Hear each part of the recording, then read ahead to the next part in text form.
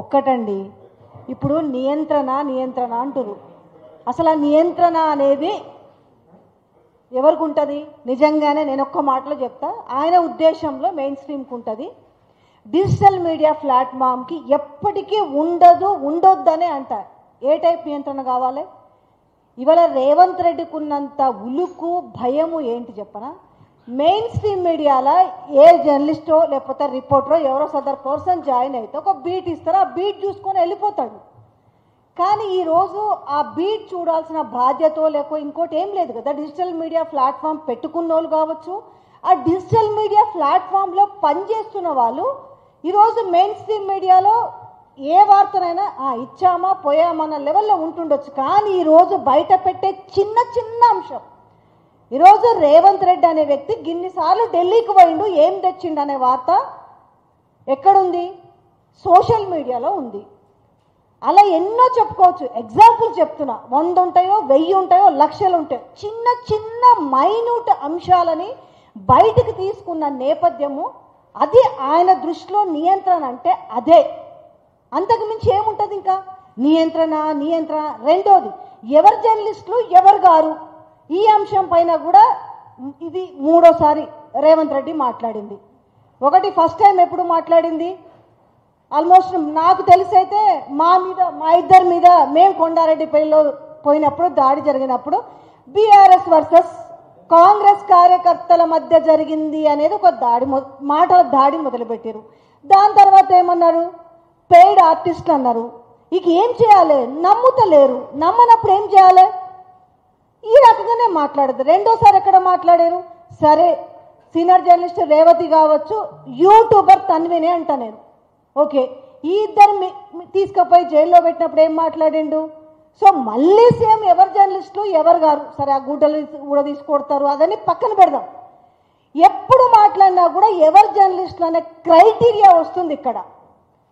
ఇది ఎవరు తేల్చాలి అనేది ఇప్పటికీ జరగట్లేదు. ఎన్నిసార్లు మనం ఇలా మాట్లాడుకున్నా ఆయన తీరు మారదు. సో ఇక్కడ తీరు మారకుండా ఉండాల్సింది ఎవరంటే డిజిటల్ మీడియా ప్లాట్ఫామ్లకు ఏం నియంత్రణ అవసరం లేదు. ఆయన తప్ప ఎవరు బూతులు మాట్లాడతలేరు. బూతులు మాట్లాడే వాళ్ళు ఎట్లాగో వాళ్ళు జర్నలిస్టుల కిందకి రారు. సరే, మాట్లాడతలేరు అని కాదు, ఎవరో ఒక్కరో ఇద్దరో.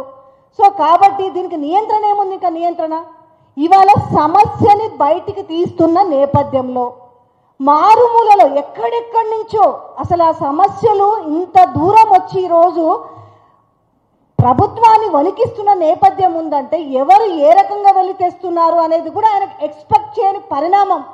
ఇంకెంతమంది నన్ను పెడతాడు జైల్లో? పెట్టలేడు. జడ్జిలు కూడా తిట్టి పంపిస్తారు. ఏంటయ్యా ఈ ఒక కేసులా అని. ఈ నేపథ్యంలో ఏం చేయాలి? రెచ్చగొట్టాలి. రెచ్చగొట్టిన నేపథ్యం లేనిది అసలు ఎవడయ్యా ప్రెస్ మీట్లకు పోతుంది? ఏ యూట్యూబర్లు పోతున్నారు? గాంధీ భవన్ సంగతి నాకు తెలియదా? ఈయనకి ఎక్కడో ఏడమండిందంటే సెక్రటరియట్లో జరిగిందో, ఢిల్లీ చిట్ చాట్లో జరిగిందో, ఎవడో కాలేసుకొని కూర్చొని ఉన్నాడేమో. బరాబర్ కూర్చుంటారు బాయ్. అప్పుడేమైంది? ఎవరినో తిట్టాల్సింది కూడా దీన్ని అడ్డు పెట్టుకొని తిట్టిండు. ఇక పొయ్యి మరి ఇప్పుడు ఆయనతో సన్నిహితంగా ఉండి వాళ్ళు కూడా గుర్తించుకోవాలి. ఇవాళ తిట్టింది కేవలం నేనేమనుకుంటున్నానంటే సోషల్ మీడియా వాళ్ళనే కాదు, ఆయనకు నచ్చని రోజు వస్తున్న రిపోర్టర్లను కూడా తిట్టుంటారు. కాబట్టి పోయేటోళ్ళు కూడా ఆలోచించుకోరు. లేదు, ఇష్టం లేదు, సెక్రటరియట్లకు ఎట్లాగూ రారు. సోషల్ మీడియా పక్కన పెడితే మెయిన్ స్ట్రీమ్ మీడియాకే దిక్కుండదాడ.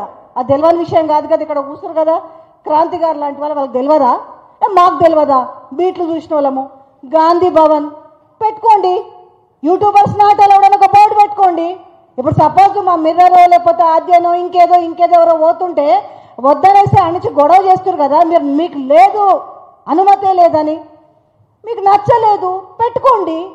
దీంట్లో మళ్ళీ అక్కడెక్కడో మీరు పత్రిక 10వ వార్షికోత్సవం సందర్భంగా మీరు మాట్లాడు, వాళ్ళు నవ్వులు ఏం చేస్తారు? ఒక్కటే, ఎవరి పని వాళ్ళు చేయాల్సిందే, చేస్తారనే విషయం కూడా రేవంత్ రెడ్డికి పక్కా తెలుసు. ఇక కేసులు నిలబడతలేవు, బెదిరిస్తే భయపడతలేరు. ఇంకేం చేయాలి?